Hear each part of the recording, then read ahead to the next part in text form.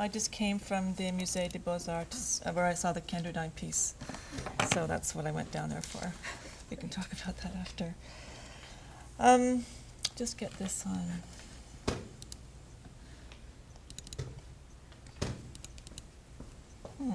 Just here. Oh, sorry. Just this one here.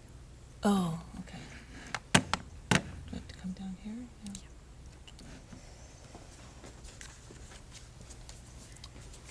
For the past year, in parallel with research on aliveness and behavior in electronic and new media artworks, this is a work by Marie-Jeanne Musiol, a Curlian photography work that I included in an exhibition titled The Living Effect at the Ottawa Art Gallery last December. I've been, in parallel to this work around aliveness, I've been investigating women artists involved in art and industry partnerships. I've separately produced research and artist involvement in the Teledyne trials, which were field and research development trials undertaken by the Canadian Department of Communications in the 1970s, as well as broader industry collaborations. In my presentation this afternoon, I will discuss Canadian women artists who intervened into a decidedly male-centric universe of digital media when new media technologies were newly emerging as tools of artistic production. I will argue through the work of Vera Frankel, Judith Doyle, and Nell Tenhalf that these relationships were instrumental in providing support in an environment of critical occlusion regarding new media art, and that the enthusiasm of these industry partners enabled a lifelong ease with institutional collaboration with industry for these three artists. That being said, I want to open with Sonia Sheridan, an American educator working at the Chicago Art Institute in the 1960s, whose relationship with Xerox led to unique pedagogical curricula known as the generative systems. Catherine Farley produced an elaborate web of scholarship on Sheridan, still available on the Fondation Daniel Langlois website, available now, but we're not sure for how long. And it's a phenomenal and very, very comprehensive piece of scholarship that is enormously extensive, including an awful lot of documentation of both the classroom work that Sheridan did and the artwork that she produced. This is one example of her Xerox works. I bring up Sheridan not because her extensive archive is available, but also for the sentiment she expressed with regards to her collaboration with 3M and her insight into the reciprocal nature she experienced with her industry partner. In a book she produced reflecting on her work there, she states the following aspiration: a society where artists and scientists work together, where the intellectual specialties that now separate us and segment our society become aspects of a cooperative endeavor, and where industry acknowledges that its obligations are not alone to productivity and profit, but to the quality of life its products encourage. We can kind of tell this is written in the 70s. I'm not sure anybody would ever even consider this today. Sheridan does not frame her activities within a feminist paradigm, and her methods borrow more from science than from art, hence the lab coat, much like new media. What emerges from Sheridan's work, and what is also, I believe, evident in the art practice of Frankel, Doyle, and Tenhalf, is the adoption of aesthetics determined by industry/scientific methods, aesthetics which each of these artists have maintained throughout their careers. And this is an interesting work, electrostatic thermal, where Sheridan uses electrostatic processes to make images. So she was quite open, and the work is quite interesting that she produced within that framework of the generative systems. In Technology in the Canadian Mind, Arthur Croker argues that technological nationalism is the essence of the Canadian state. The federal government has consistently funded research related to technology and innovation, as they do to this day. In the 1970s, enthusiasm for new technologies and the onset of digital culture encouraged industry to follow suit, opening up previously untapped venues for art practice.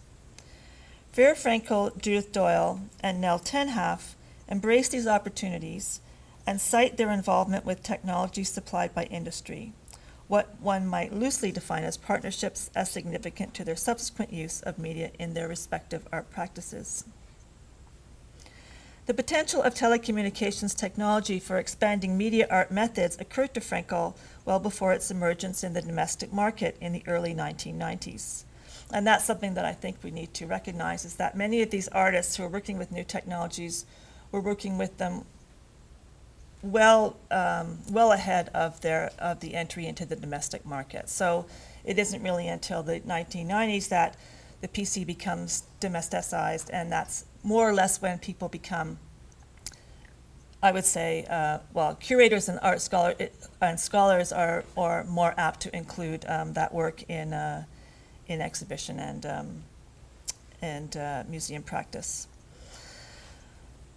So invited to mount exhibitions by the artist-run center Whirlpool and Galerie Espace 5, a private gallery both in Montreal, Quebec. A private gallery, and both of these were in Montreal. Frankel had envisioned a closed circuit between the two spaces, and began to discuss this project with engineers. On discovering that Bell Canada would charge $15,000 to lay the necessary cable with additional costs incurred for permissions and licenses, the project was stalled. However, during the course of these conversations, Mel Calder, an engineer at Bell, was intrigued by Frankel's concept and suggested she may want to work with new media, with the new video conferencing facilities, which were just coming online. And this is a rehearsal for the video performance of String Games. And this is the site inside the Bell teleconferencing studios, and there are 5 seats, hence the relationship to 5 fingers, and Frankel's decision to adopt the Cat's Cradle game for this project, but I'll talk about that in a second.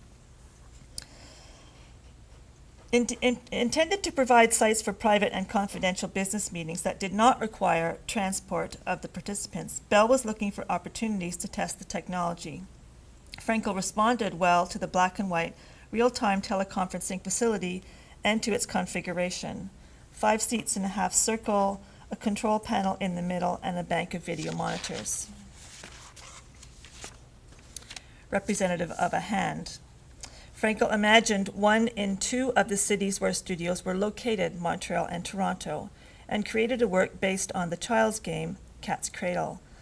Titled String Games, it was a prescient work that incorporated all the characteristics we have come to associate with new media art: rules, emergence, interactivity, and the ever-present screen. And I can't emphasize this enough, how this actually did, in a sense, forecast what was to happen, and the really, really essential characteristics of new media as we move into analyzing those works. For Frankel, and I quote, "The piece was located at the nexus between 2 formats. A very old universal one, the string game, was reenacted and transformed via a newly developed one, video transmission." Frankel never considered herself to be collaborating with Bell or Sony, who donated the 3/4-inch decks and used for string games. She took artists' involvement with new technology for granted, and she was thrilled to have access to the studios. But like Sheridan, she knew it was a 2-way relationship. Her testing of the facility provided important information to Bell, and I quote, "I saw myself as giving them a fair exchange because they learned a lot from what we did." And as she slyly adds, "and I wasn't charging them."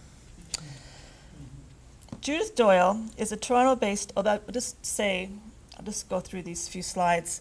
I'm quite interested in the way the configuration, so we are talking about exhibition space. The documentation of this work, because it was performative, the documentation was integral to its subsequent exhibition.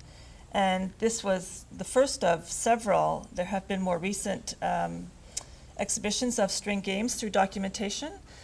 And I would suggest that, because this was Vera Frankel's first foray into video and video playback, that the configuration of this exhibition itself was highly influential to her subsequent works.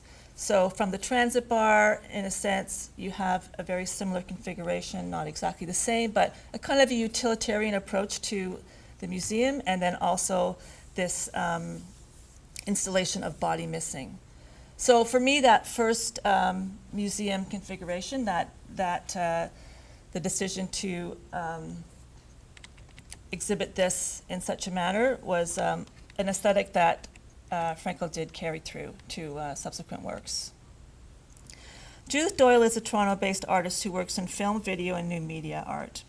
Sharon Lovett, Fred Gasek, Willoughby Sharp, Norman White, and Doyle founded Whirlpool in the mid-1970s for the purpose of exploring telecommunications technology, including proto-networking, fax transmission, and slow-scan video. From 1978 to 1984, the aforementioned technologies were used to perform live-to-live telexchanges using telenetworking devices borrowed from high-tech business. So again, industry was at this point quite willing to lend equipment for artists' use. In their weekly meetings, Whirlpool would eat, drink, and trade ideas. Norman White would focus on the IP Sharp mailbox system, and the group had acquired a Texas Instruments Silent Sam terminal. This is the Silent Sam terminal from mid-1970s. They always had in-house fax at a time when there were few portable fax machines in Toronto. In addition, and I quote, they used government toll-free numbers that our informants passed on to us. That's a quote from Judith Doyle, so I'm not sure what that exactly means, but it is difficult to discern whether or not Doyle was being glib when she states that they attained phone numbers through government informants. What is known about this period of telecommunications, art, and government was that there was a degree of sharing of information, and while it does not constitute industry, the government's objectives were not unlike those of the corporations looking for an audience, real consumers, to build a teleculture. And this is one of Doyle's works produced with Judy Rivka through Telefax simile, thermal paper. And although I'm not going to go into that here, Doyle did a fair amount of performance work and very feminist in its orientation and content. This is another piece, 23 Skidoo. This is Judith Doyle working in collaboration with the Central Academy of Fine Arts in Beijing with Fei Jun, her partner. And this is a more recent work of hers, Phantom House, which is this is a static image, so this is quite inadequate in terms of documentation because it's a 3D image that is spectacular to see. It just glows, and what I didn't know was that it exists in Second Life and hovers there well above the OCAD campus. I would have had to go looking for that, but and she has sold this as an artwork, so it has a kind of a life beyond Second Life, and she's produced it as a video, and it has been sold to a private collector. Teledyne was a telecommunications initiative supported by the Canadian government that was a means of digitally encoding/decoding graphic information via electronic transmission. Invented in 1978, it was heralded as a communications breakthrough and saw more than $1 million of the government's funding spent towards it between 1979 and 1982. I can't tell you what a failure this was. I mean, it's phenomenal. It's just phenomenal amount of money and a phenomenal failure. In some ways, for some, not for artists. Simultaneously an electronic device and a service, it was a video text system consisting of 3 components.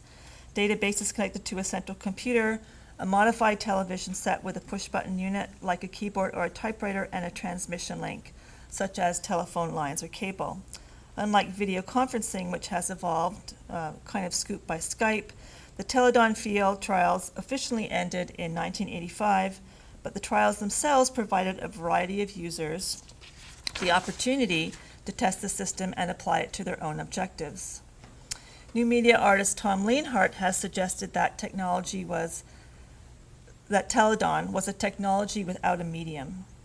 Nevertheless, artists involved in the field trials explored its potential for art making and perhaps more importantly, its distribution. So the field trials occurred sort of in central Canada, in Ottawa and in Montreal. The expense of Teledyne prevented the system's broader uptake by artists. It was $2,000 for a unit at that time. But there were those for whom it offered a means of conceptualizing a system of production where inclusion of the computer and computing power made sense. Nell Tenhaff produced her work Us and or Them to be housed on Teledyne's institutional mainframe and its terminals, incorporating a huge database of text, maps, and graphics. The work conceptualized the Cold War as analogous to the binary structure of information and Boolean logic. And those are two screenshots of Teledyne. And what you see here as well are the graphics, which are in some way quite clunky at this point, but there has been a recent renaissance and a resurgence of interest in the Teledyne typeface, which was created specifically for this system.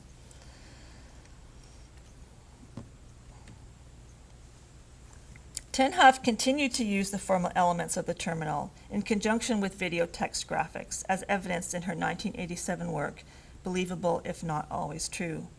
Communications and audience interaction remain a prevalent mode of production in her work. And I'm not sure how much, I'm sure many of you actually are familiar with Tenhaff's work since she was based in Montreal. When she came to Montreal from Ottawa, where she had been teaching, she was really keen on being involved with the Teledyne trials and managed to find someone from the Department of Communications who would give her access to that system where she produced Us and or Them. And she became quite attached to this notion of the kiosk and as a delivery system for her work, and managed to parlay her involvement with feminist concerns and feminist aesthetics, and specifically as she moves further into the 1980s, genetic technologies and the genome, the narrative of the Genome Project. This work in particular, or specifically, looked at matriarchal presence in Egyptian culture. But this piece, Flow and Go, from 2005, in a sense, they're still terminals. They're interactive artworks, and they respond as you move and towards and around them, and they also respond to each other. So they're learning entities, and they are interactive entities, but they still have their own small screens. And so I connect this back to the Teledyne kiosk and the kind of screens that were available in those. And Tenhaff's more recent work, Push Pull, it's a very large artificial life work that I don't have an image of, but it also includes that very tiny screen. Exhibition and collection of new media art eluded museological institutions between 1970 and 1990, or even into this century, based on factors relating to the challenges of exhibition, lack of shared vocabulary, and the fragility of the work itself. Artists working with technology had more in common with engineers, scientists, and electricians based in industry than with traditional art world authorities. The sharing of not just common language, but epistemological frameworks drew these two communities together in a crucial period where galleries and museums had lost what little interest they had exhibited in art produced with new media technologies. And I don't want to suggest that there was no interest in new media, well, not new media, let's call it electronic media exhibition in the 1960s. There were many exhibitions, and Expo 67 is a case in point where there was an incredible involvement with art and technology, but it certainly wanes into the 1970s. The aforementioned partners provided essential support for artists who were at the vanguard of new media art practice, the effects of which are still in evidence today. For women artists breaking into new media practices, industry partnerships provided essential support. Sheridan has articulated this in the quotation from Artists in the Science Lab, and while Frankel, Doyle, and Tenhaff have not been as explicit, The maintenance of their aesthetics, clearly influenced by science and industry, provides evidence of their adherence to modes of production that enable feminist discourse within male-dominated aesthetics of the machinic. Thank you.